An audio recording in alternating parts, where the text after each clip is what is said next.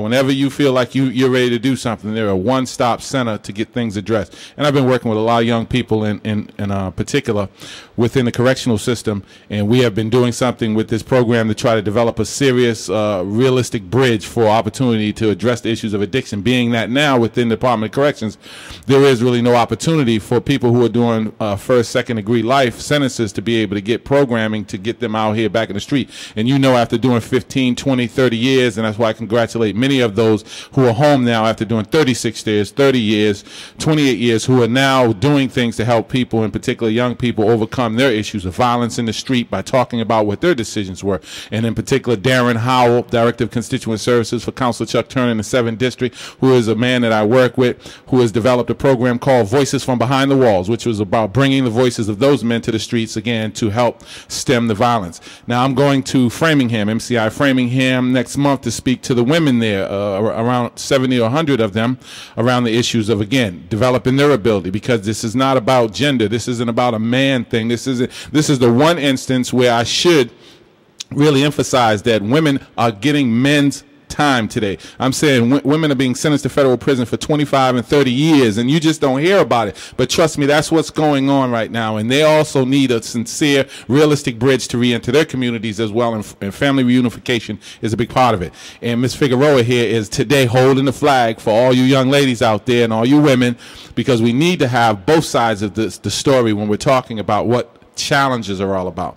So if you wouldn't mind, Ms. Figueroa, please tell me some of what your life might be about, and how me and what we talk about today and in this whole dialogue maybe can just add to this whole effort of giving people examples of what it means to get past some of the strongest and most virulent issues of life. And you know, addiction, cunning, baffling, and insidious, and very vicious, and only attacks when he knows that you are weak and ready to succumb to some of those painful memories that I have, and maybe others as well. But I want to thank you again for coming. If you wouldn't mind, just talk to us a little bit. No, I just like to say I am also a recovering addict. Okay. So being in the game and in the lifestyle and changing my life over, it made such a difference, as well as with the community and as well as with my children. Addiction, like you said, is cunning, baffling, and there's no graduations from it. Mm-hmm. So it's just a continuous progressive disease that can one day be arrested, and then recovery is then possible. So I just stay on the recovery path. I go to meetings. I join a church, which I belong to Greater Love Tabernacle, with my pastor, Pastor Dickerson. It's just about change. And now I have to change not only myself, but I have to give back to the community so the younger people do not make the same mistakes that I have made. You mentioned you either arrest this disease or get arrested. It's simple as that. You either get a 9 to 5 or they're going to give you another 5 to 9. You either think about wearing cufflinks or they're going to put handcuffs on you again. And this is what it's about. Pastor Dickerson is working also with this program called Voices from Behind the Walls. Pastor Dickerson's been doing work as far as me, Greg Davis, many of the other constituents throughout the city, me, Mel King, Gloria Fox. We all went up there. So when I'm laughing, or when me and Pastor Dickerson get a chance to talk, and we go over a lot of the challenges that we're facing with this video project, and we come to this one thing that always agrees, that we're working for God, so it doesn't really matter and what the system does. We're not operating under man's law. We're operating under God's law. So you never have to worry about that issue. So, Pastor Dickerson is definitely somebody who not only is the brother of another young man who I always like to remind and honor, in the sense that he gave this program, this station, Touch 106.1 FM, a great concept and a focus, and that was called Recovery Expressions, which I worked with Brother Lawrence for over 6 months. I just actually seen him the other day and was talking to him again about that. And we were talking about Pastor Dixon had asked me, did I know that was his brother? I said, I was working with your brother for 6 months on the show, so he hadn't even remembered. But right over there on Nightingale Street, and plenty of people I know that eventually, my man Rick Jones, God rest his soul, was eulogized there, and I had a chance to speak about him and the relationship we developed in such a short period of time. So continued efforts from Pastor Dickinson, and we're talking about doing some kind of 24-hour thing within the churches, so that churches are open 24 hours. That's the one thing I think we need. We need, just like a detox. You know, it's funny, after a certain time at night, 9 o'clock, 10 o'clock, you can't get in a detox. It's like the addiction loves that. Loves the fact that, oh, you shut down? Looks like radio stations shut down at one time, at an early time. And if we don't start utilizing our voice, Touch 106.1 FM also won't be on the radio for long, and we'll have to close too, because we have to have people talking about what we need in our communities. And this radio station is obviously helping a lot of people. So if you're interested in helping us, do more than just listen. Please go to www.walkforpower.com and find out about the Local Radio Community Act, how your voice can help us to get not only more power, but also to continue to maintain a strong, vigilant voice in this community. So, Ron, how you doing this morning, man? Ron Hill. I know Ron for a little while. I met Ron when I first came around in 1989. So if you can imagine, he was a stalwart as far as icons within this community of recovery, of people you could look up to and say that these persons were overcoming. And, you know, there were others, but I mean, their faces, you know them, they stand out. And actually, they're still around today. Many are doing different programming, and some of them, but that's what I needed. I needed somebody who really had been through some stuff for me to really get a sense of connection that maybe I could do it. And it was simple things like, yo, you're going to be all right. But the story I tell people is, once I got clean, I was so fearful of the money I was making while I was working, because once you get your ability back, you need to get a job. Just don't think being clean is the key. You got to go to work. So I had got a job, and I was working. I was looking for something to buy so that I could start looking like I was in recovery. You know, it's one thing to get in recovery and then you don't even look like you're in recovery. No, I wanted to put on some nice slacks like I had been seeing the young men wearing, and polished shoes. My mother raised me to be a sharp guy. I wanted to get back to that now. So I seen Ron downtown, and I'm about to go in the store and spend a whole lot of money to buy a pair of pants or shoes. And he said, listen, man, come on over here. It took me to a couple of spots down there where I was able to get like pants, you know, $100 pants for $15. And he said, you don't have to spend a lot of money, Kevin, you know, to get nice stuff. You know, but I had never understood that because I didn't have that. My life was an addiction for them years, and I never knew that. So it was great for have him and others, but in particular, that story helped me, and it started me on a journey. But I have to say, it took me a while to realize that didn't mean spend all my money like an addict on clothes, because I was fearful that I would spend it in other ways. But that helped me to begin to develop my ability to understand that, wait a minute, just because I was using and I'm out here, I don't have to forget that you still need to keep the mind of a smart person. Use your money and spend your money wisely. Just don't think because you're clean now you can just go out and act, you know, frivolous and foolish. And that was an excellent way for me to be reminded that, remember, you're a smart person before you started using. Remember to use that now that you're back. You're going to need it to stay clean, too. So I wanted to say that. But good morning, Ron. Every time I see you, still really give me a lot of positive and reasons to be very happy for knowing you. Good morning, Kevin. I still get intimidated by you. Yeah, right. You know, but I'm really blessed, man, and I just thank God that I'm here this morning. And personally, I thought I was going to come here and you had your three-piece on, and yeah. I just wanted to come, and I prayed. I said, Lord, let's just come and just take our hats off and just sit down and just talk man to man. You know what I mean? Just sit down at this table, and I called my friend Lynn, and she said, I'll be there, you know, because what we're doing in this community, we're so divided, and we need to bring things together. I listen to what you and Reverend Dickinson is doing. I think about Lynn and I and the things that we're doing. Like, she's in construction work, but she went to help with some kids in the community just like I did, you know, and God has brought you in our lives. And, you know, we have a good resource here. You know, I've been clean for like 24 years, and I've been involved in recovery, not only for myself, but in the community. I've done work with a politician. I work with church people, you know, and we've done some wonderful things.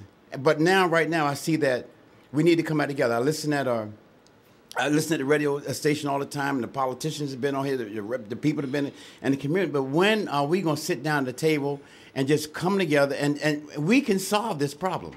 What's going on with these kids in this community? You know, all we have to do is just come together. I'm so honored and glad to be here. But like I said, I just want to take my hat off and say, man, like, when are we going to start making politicians and clergy be accountable? I mean, we have done things for a long time, Kevin. You know, yeah. I mean, look at you. You left and you came here and you're committed to helping people that you left behind. Yeah. And as long as you've been here, that's exactly what you have done. And that, I don't know how to tell you how much it warms my heart. But we need to sit at the table and stop doing things separately. Like I said, I work with the YPP. Really, it's only one of the black minority programs in this city. You know, people don't know that. And I went to an alumni meeting, Kevin. And we were sitting there, and in 5 years, people have graduated from the streets, and they graduated from the streets, and you know, and like they're in college. A sister and a brothers have went back to go to college. They inspired their mother to go to college, and we've took them on trips, man, like to Baltimore and Philadelphia, and just turn their lives around, and they understand things. So that's what I want to sit here today and talk about. You know, violence, kids being, you know, taken advantage of, being robbed, taking, you know, their stuff being taken from them. It just, and it's sad, man, that we are part of the of that problem. We need to find a solution to this problem that we have, Kevin. Thanks, Ron. Yeah, divided is one of the challenges. Division, separation of you from what you truly are and where you truly come from, what your innate essence is. Lineage of kings and queens, being denied knowledge of that has added to the level of ignorance in adults and young people. Adults permeate our communities with the behaviors that young people model. That's why adults, I always ask them, listen, if you decide that you want to make an impact in young people's lives, as Ron had mentioned, you come together and you also have to exemplify the behaviors that you're asking young people to begin to look at. But then again, you have to do it on a consistent basis, because it's going to take a while for many of the issues of distrust to begin to wane, because for so many years we've been told one thing. And me and you growing up, Ron, we had the streets as a family, you know, in a sense. You had a hustler's family. You had, you know, you gained a name growing up. You know, you didn't know Lil Fred or Milt the Till or Smiley or Top Cat. You didn't have to know the person's whole name, but they earned a role in that group. And when we came together, whether it was Fog Parties or the Mines or Barnes or King of Pizzas or Thieves, Crooks, and Gangsters or the Boys Club of Why, when we showed up, we all came together like, yo, what's up, man? And if there was some problems, yeah, they went into a scrap. Well, young people are like, yo, that was your time. Right now, we're angry at y'all. And we dress like this so that we can actually rebel against what it is y'all stand for now. I don't look at what they're doing as a sense of disrespect in the way they're dressing, because I remember when we grew up, it was Bly's and Western Fronts. And maybe people thought that was a little weird, or sharkskin pants or cashmere coats or whatever that is that we went through. To them, it's baggy pants, pants hanging down, but it's a form of rebellion that I see young people going through. I think getting young people to the table has been the least of the concerns. What it is once they get to the table, adults in most cases won't shut up and let them speak. And that's another thing they say, is that you don't never listen, which is similar to the circumstances they have at home when their parents wouldn't listen.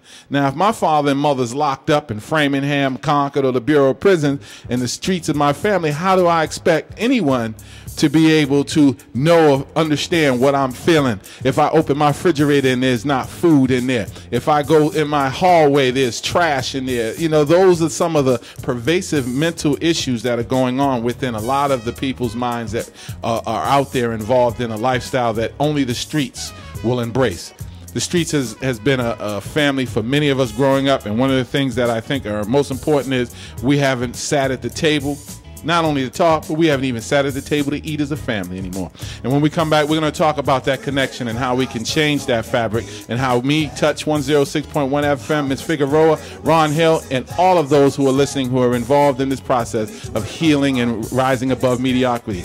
It's your station, the radio station of the world, and your vision is being talked about today on Touch 106.1 FM. We'll be right back. And I want to say again, I have with me today Ms. Figueroa. She's working with a program called YPP, and of course I have Ron Hill, who generally just works for God throughout the communities and all of its manifestations. He's going to be empty of all of his skills and abilities when it comes time for me and him to go speak with the big boss.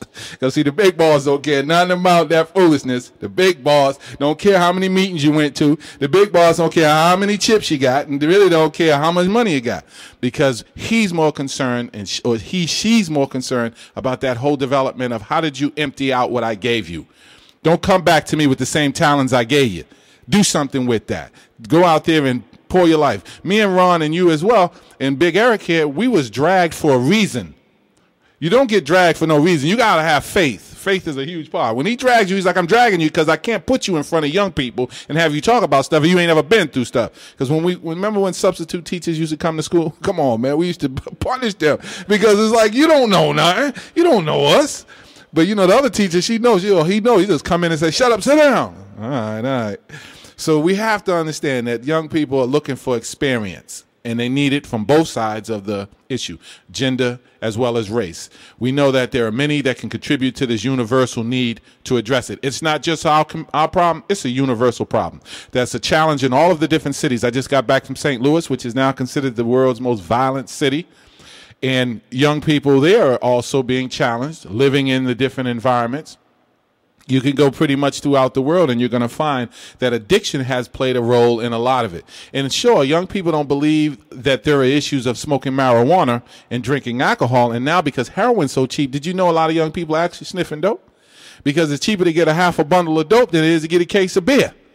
So young people get together and, you know, once you sniff a little heroin, you got to understand all the problems and all those thoughts you had about your life being messed up are just drowned out by this good feeling. You don't feel no pain. You don't feel like I'm homeless. None of that. And again, right now we have a lot of issues with young people homeless. When you go down there to some of the homeless shelters, you be looking, and you go down to Pine Street and you see all these young people at the gas station around the corner from that, strong, don't look weak like they can't, you know, get around, and not to mention families. So the families of some of the young people that go there, you know what they do? They don't want to go to the shelter with their families. So they said, listen, I'm out. I'm good. I'll go to the street. My man will let me stay over his house. He got a PS2, a GameCube. His mom's got food. You know, and that's what it is. And then, of course, if something happened to him, I'm going to support him. I'm going to go out there and shoot up or do whatever I got to do to really help my friend who gives me some place to sleep. So we have a lot of chaos, which I call order in chaos, because there's no accident. I think there's a master plan by those enemies who would like to see communities, in particular of color, go through these kinds of challenges for their own particular gain. We have to wonder why that isn't some of what's being talked about as well, because there isn't no accident that young people are so caught up in this whole facade. We talk about having a natural rhythm in our bodies and having that been upset for many years from now. Many young people aren't reading about what's important because they don't have ability sometimes to read. So if you take the literacy rate of people who could have information and then you take away from them, in a sense, their ability to understand that language, resonate that power that's evident in books. How many young people or young females have even read Maya Angelou's book, Why the Caged Bird Sings? How many people understand that MC Hammer used to dance outside the L.A. Coliseum? How many people even know Jay Leno at one time used to sleep in his car, or Anthony Robbins? This is not where you start. It's where you end up. So, and as well as me, you and Ron. People that know me from One Suit Louis from Savin Street, or the guy that would be drunk and high walking up and down Blue Hill at 2 o'clock in the morning, or have my hand out at one of the train stations downtown talking about, let me get a quarter or a dime or a nickel. See, people who don't know you don't know that's your history. That's somewhere where you would drag through so that you could become who you are.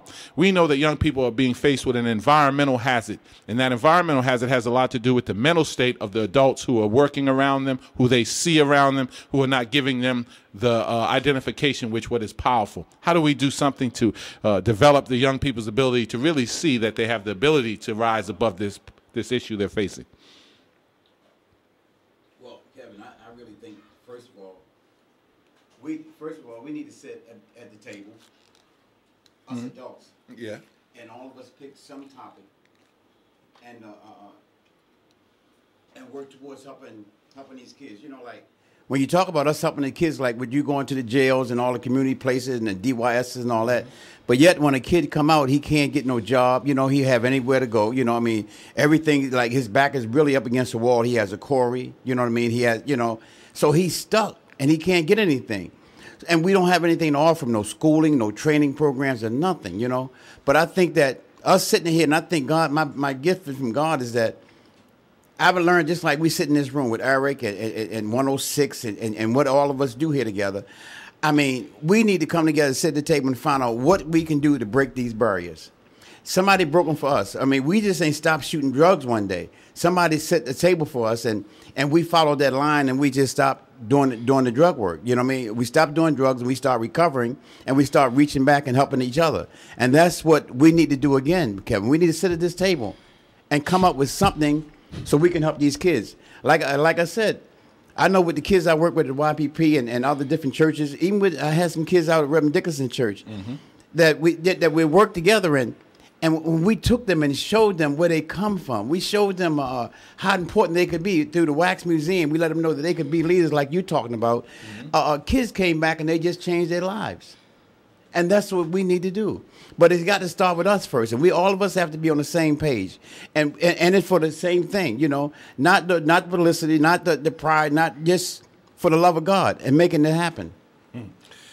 Working with groups like YPP also, because many of the young people have issues of mental health concerns. I've worked with people who go through the challenge of needing social and financial and physical and mental support to overcome some of those risk factors. In doing that, I've been working with Sekou Mims, which you know, and Dr. Omar Reed over at Pyramid Builders with Ishman Williams and the team that's over there. And I've been with them for 3 years, and I've really developed relationships with many of the young people that I've worked with, so that even today, when I'm not there as their primary mental health advocate, I'm still somebody who, when they see me, yo, God.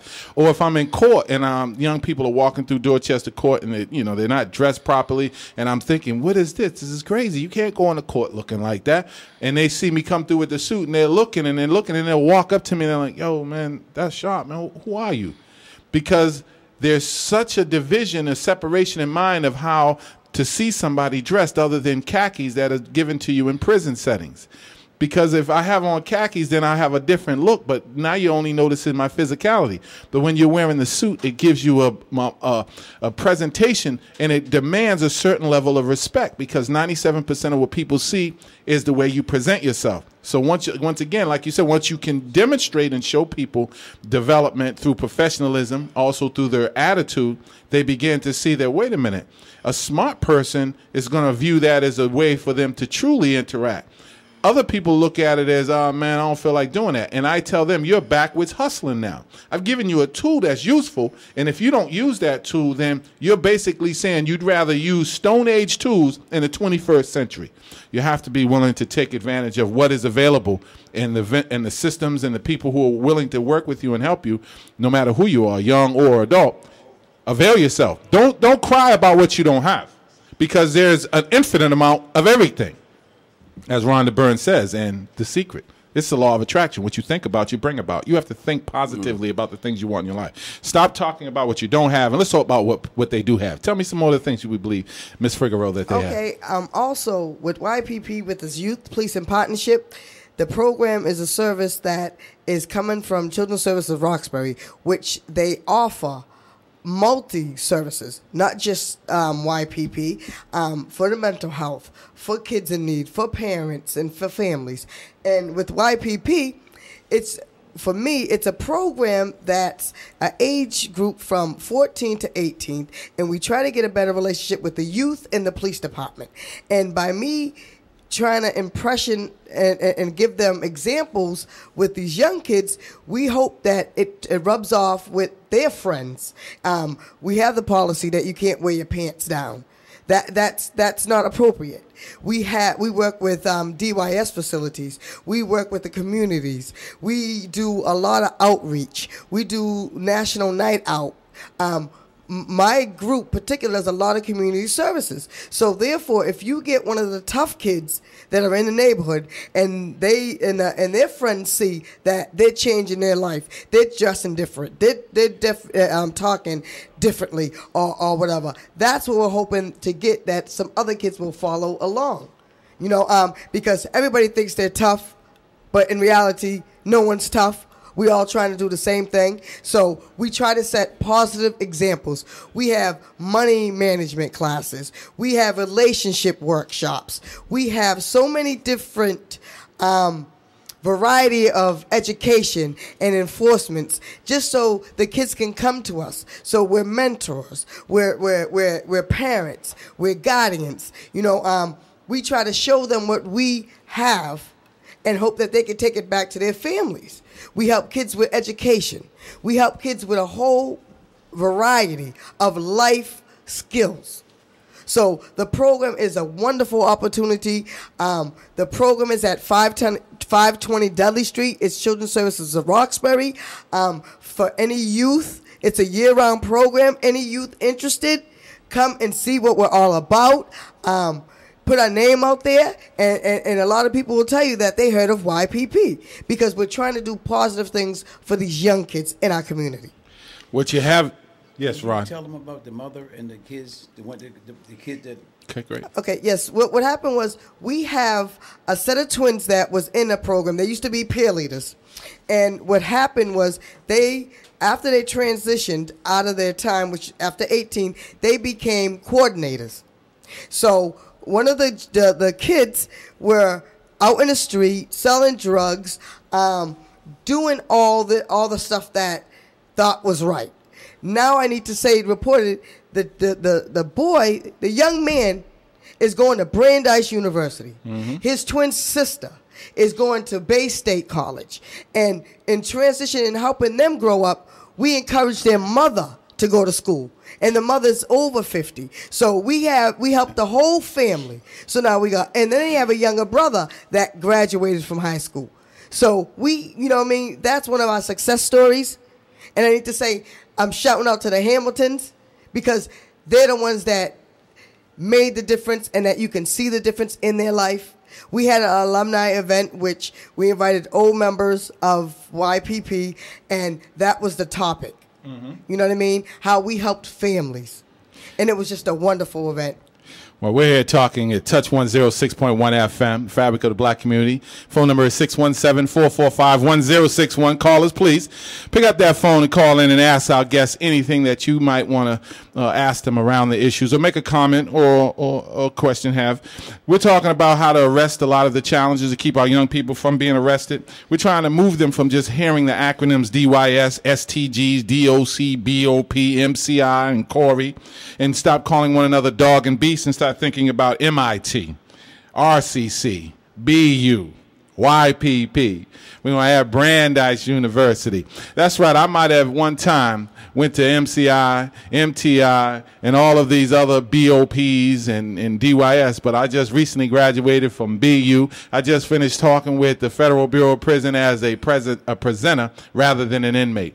So, yeah, I might have flew around this country as an inmate, but I'm flying around now as the big motivator. So it's all right. Yeah, I couldn't have gotten a plane and went and talked what I talk had I not been what I've been through. So call Pyramid Builders as well. Phone number is 617-516-0280. And I want to thank everybody for coming out again, the National Night, and also Family Fun Day, which we're going to be doing some more things we've been doing within this community. And when we come out, we're doing more than just playing music and having fun, but we're also coming together. And as Ron mentioned, we're trying to get this connection where we're sitting as a family again, this world family. Whether we're sitting down at a table or whether we create a table virtually wherever we see young people. That might be going into an area where young people are at and just kind of like, don't push yourself upon them. Just be somewhere where they might say, oh, what's up? And then allow yourself to enter into the conversation. As you say, you got to fit in where you get in. You can't just be bum rushing in the conversation. People don't know who you are, what you've been about, but a lot of our nephews and people that we are familiar with can sometimes be a voice for what can happen. So if we help a person who is working in that group to become a true impact player on their block, I say teach the impact players business skills, entrepreneurship, teach them, give them an avenue and a path so that they can develop an education, and then put it on them. Now you take that back and you save your crew. Save your crew from getting 10 to 20 to 30 years. And if you don't do that, then you were the wrong person to lead that group. You may have led them in the last few years because of the issues all of you have dealt with. But trust me, you can't be feeding off that anger no more. Look around you. There is prosperity waiting for you. You have to take a stand here. Now, either you're going to be Malcolm and stand as a man, or you're going to be Mary and sit down and stop asking people to help you. Because a closed mouth didn't get fed in prison, it won't get fed out here. So if you're comfortable with soups and macs, then keep doing what you're doing. But if you're trying to move beyond that and you're looking for something better in life, if you'd rather be a homeowner than an apartment renter, think about the ways that you can change that. If you're tired of walking around just being in one particular area and you'd like to be more of a worldly or international hustler, then think about getting your passport. Passport, yeah, that's right, a passport. So you can leave this country and go visit other countries so that you can be truly versed in what it looks like in other areas. Because right now, the only thing many of us are seeing is what's outside our front door.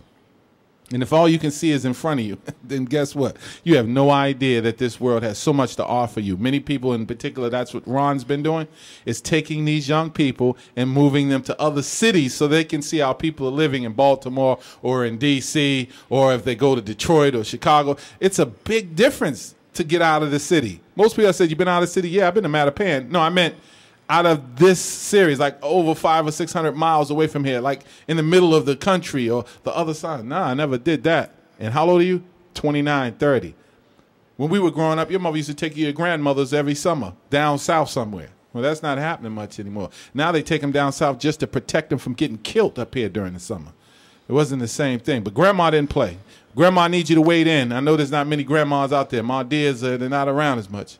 But, boy, Grandma used to pop you in the top of your head, make you cry. I didn't even hurt. I hurt Grandma. I don't know what to do. So you don't want to be hurting Grandma. So we need to find something that Grandma can represent today. And for many of you mothers and fathers out there who's challenged because your family members are in prison or someone that you love is in prison, just remember, sometimes something as important as a letter to them that says we love you and that we're looking forward to you coming home can be the difference in how they view their return to society. All right, so we're going to get back to what we always talk about, and that is the peace and the love and the happiness that comes with a decision to stop using chemicals. And in doing so, how you get your ability back, as Ron and Ms. Figueroa and myself have. And then guess what? Then you're enabled to go and do this work. What made you choose to do this work, Ron? Well, it's funny. I was reading your God Open Doors. One day I was sitting somewhere, and I was just tired of using. And I knew I wasn't going anywhere. And I seen the destruction that I was doing to my family and to my mom and them. And I just stopped and said, Lord, I just need some help, man. And I stopped using drugs, and then God started opening doors for me. Mm-hmm. And when I felt so hopeless, you know what I mean? And self-worth and self-esteem were just gone. God just spoke about, just do something different. You can't do the same thing. And so I said, okay, Lord, I just want to reach back and help somebody like somebody helped me. And it got to be overwhelming. The more that I helped somebody that I didn't know, the more blessings I got. You know. Mm-hmm. So what was happening was that people was appreciating. I wasn't looking down on people. And people, even 24 years later, almost, they tell me, say, I really appreciate you, Ron, because you never, ever look down on me. I know how it feels to be looked down on. So I stopped not doing that, and then I started doing things like you, Kevin, to motivate people, make people feel good about themselves. I started doing other programs like, spiritual programs. We was the first community place that done a big, overwhelming program like the Martin Luther King event in this city, and people in churches were shocked. They just didn't believe it. What we was doing, and I mean the church has never ever been that full. So we ventured off and we grabbed new people and had them do things, and they got motivated. Then we started doing health issues in this program in this community. Because it was concerned, like you said, and we don't deal with the physical, the mental stuff. Then we couldn't get anywhere. So we started doing health things. We just started doing things to help people. And then eventually I got back to helping not only the adults that came out of jail and other places like that. I wish you were there then, but God was preparing you for now. Yeah. So we started doing that, and people started coming out of jail, and they jumped on board, and they started staying clean. They started doing the same thing. And eventually I wound up working with the kids. I seen there was a kid problem. So I just keep doing that because that's what feels me, man. I can't explain the high that I get, I have a construction job. I'm not committed to no organization, I just do it because that's what God wants us to do. He gave all of us a gift, man. All of us got a different fingerprint, man. So all of us got different gifts. But if we come together and put our gifts together at one table, man, we can do something for God, not for our jobs, not for the community, but just to do something to make a difference. If we do that, man, we will see a big difference even next year. We sit at the table next year with you and somebody else. I think if we come up with some kind of plan, like I work with YPP, I mean, that's just like, when I start working with them kids, Kevin, it just messed me up through the churches and see the kids, man, that felt hopeless, had never left Roxbury. We took them to Baltimore. They were so scared, man. I mean, you know, we took them to Baltimore, and they had the hats on backwards, their pants down. So we had a friend working on the location of the wire, so we took them there. And we took them back to a back alley behind the Wax Museum. And we asked the 7 van loads of kids, so YPP and other programs, to get out of their truck. And they were scared to get out of it. They said, we're not getting out of the van. You know, I'm just scared. They came back, they sit down, and God just like opened doors, and they sit down. And they were so grateful, man, that they was able to leave because they never seen the devastation of what drugs done. And that's what turned their lives around, you know. And then they got a perspective on life because the man was saying, like, you have to have a perspective on life. You have to have something to be focused on, Kevin. That's and, right. Man, so like you said, we go back to the, you know, to the alumni and see the people from Brandeis and, you know, the young lady going to a designer school. I mean, so much stuff. But as all of us, if all of us can sit at one table, you think the difference that we can make. You know, you talk about jobs. You ride down these highways, you don't see people of color working nowhere. Nowhere. You know what I mean? We need to come together and straighten all this stuff out, and we can do this. Another one of the reasons why I noticed Haywood Fennell talking to a great extent around the connection of politicians being more accountable for not only employment. And when Ayanna Presley was here a week before last, and we were talking, she's a candidate for city council at large, and we were talking to her of those challenges, and she having had similar challenges in addiction in her family, and having seen what being arrested and coming out with a Corey type of thing from her father, and how the challenges Haywood mentioned is every day he's writing about how are we not understanding what it is that needs to be done more than talk around what is going to be done, what action steps are really going to be taken. And one of the action steps, which sounds huge, was to go to Baltimore. That wasn't a rap or a talk or some tickets that were sold that didn't never happen or a bus that never showed up. And that's what a lot of young people have seen. They've been told that we're going to go here, we're going to go there, we're going to go there, and then when it comes time to go, somewhere along the line the ball drops. Somebody forget to buy the child some sneakers, or the parent forgot to sign. But obviously you got everybody on board, and we got there. And once we got there, then we have the next challenge. How do we get them out of the bus? Because, yeah, we never knew what the next steps of what might manifest from them once they were faced with a new challenge. And that's the fear that kids have of going to college. It's the fear of what they have of leaving gangs, is they don't know what's beyond that. So why shouldn't I stay where I'm comfortable and safe? Unless I have adults like you, Ron, and Ms. Figueroa, and myself, and Eric, and others in the program that we're working with, and go out there in front of us and say, it's all right, man. Come on out here. Trust me, I've been out here before. This is going to be all right. And inevitably, there's one or two. There's always a Rosa Parks or a Dr. King on that bus somewhere.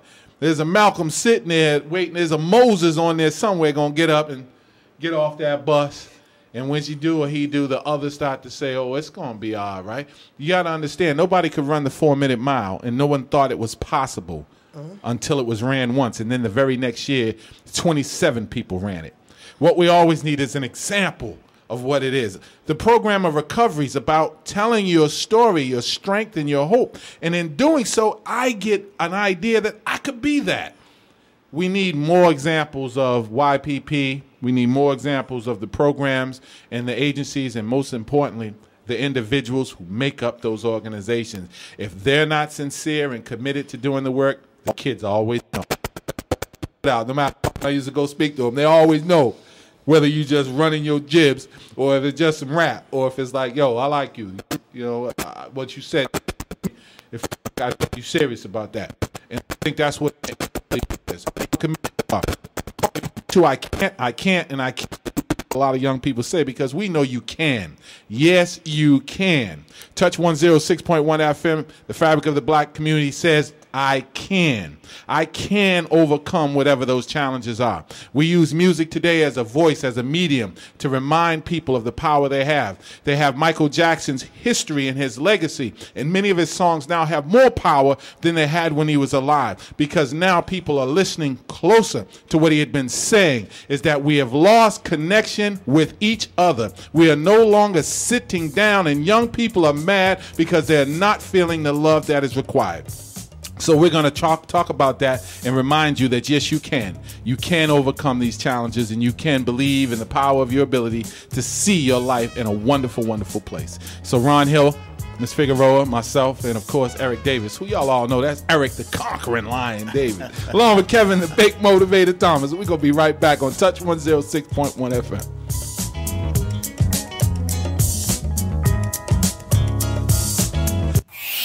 Touch 106.1 FM. Streaming live 24/7, 365 at www.touchfm.org. At www.touchfm.org. Okay, I also want to say a shout out to young men working out there in Bromley Heath. That's my man Abdul from Pyramid Builders Associates, who just now Ms. Figueroa said you were doing some work with Abdul as well over there. And his wife. Okay, Mina. And Mr. Mina, we worked for Children's Services of Roxbury, but we were at a New Leaf, a group home. Well, we talked about how having a reference from a lifestyle that connects you to a feeling that we're getting in the communities now from young people that you want to aspire to do this. Let me tell you what this entails. And I think his story, and I know it because I know him way back there in them days, gives young people an opportunity to see an aspect. But like as you said too, Ron, it's one fingerprint. And we need all of these different fingerprints to wade in because we all bring a certain gift to it. He brings this power of example on what you can do after going through what you went through. I say the same thing. I'm not only am I someone who went through this aspect, but this is where I'm going now, and this is something that I can share with you. Ron, of course, Ron knows too that at one point in time his life was really going through some craziness, you know? And now him and myself and many of the people that are around us, when I see them coming, I'm always like, man, look at this, man. I remember at Madison Park when we used to have these summer things they used to do over there, you know, and just the organization of these things. Remember, these are folks that used to sit and wait.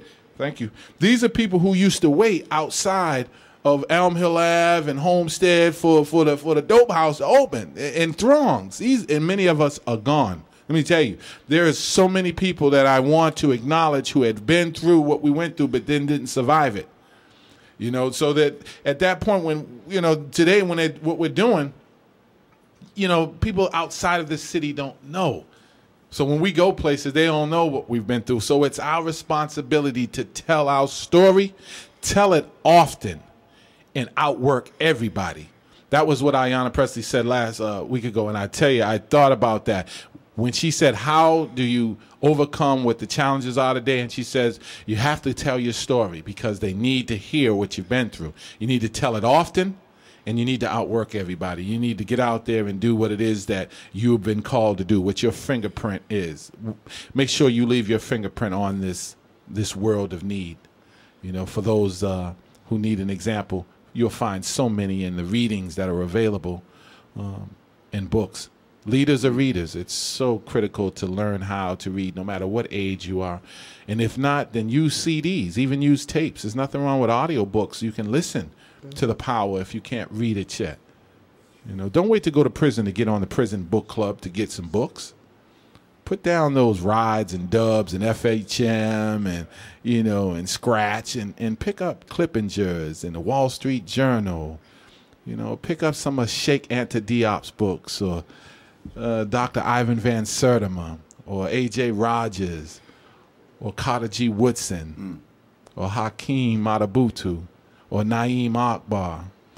Dr. Reed and Sekou Mem's book, Post-Stress Slave Disorder, saying a lot of the traumas we've been through are connected to our history and how we're acting and how we're responding today to the new circumstances.